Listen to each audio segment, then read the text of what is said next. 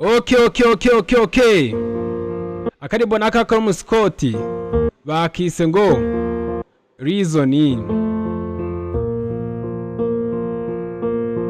There goes my heart beating. Umutima wanjye ntugitera neza kubera wowe.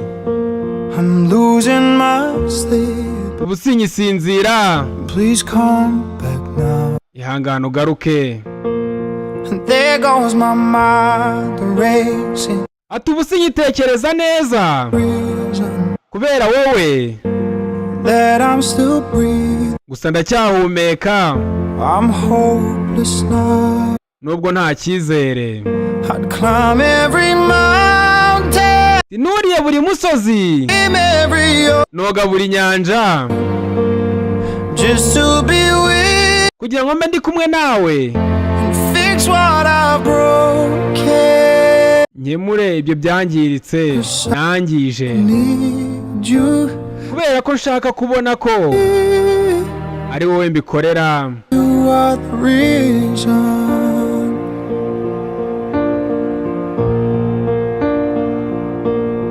There goes my hand shaking. Terega sigaye ntitira ibiganza. The reason. Kubera wowe.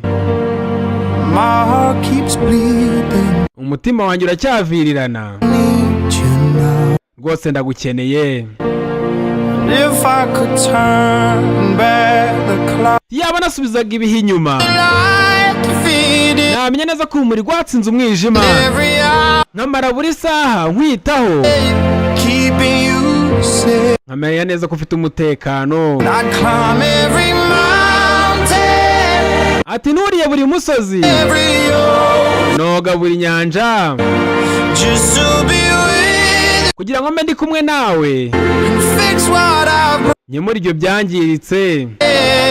No, 'cause I need. Kubera ko aka kanya nkeneye ko ubona ko You are the reason. ari wowe mpamvu sinyishoboye kurwana, sinshaka kurira. You are the reason. Ega ni wowe mpamvu rwose gerageza unyegere. Akaririmbo rwose ni akarimbo ko gusaba umuntu imbabazi, ko kumwumvisha kuva aragenda nk'ibintu byagenze nabi. Akarimbo ni akaka muri Scott. Yewe banyita Teacher. Niwe muri kumwe.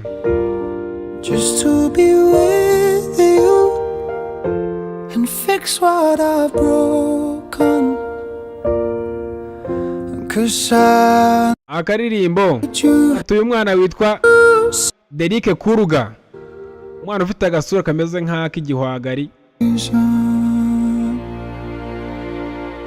Tayari.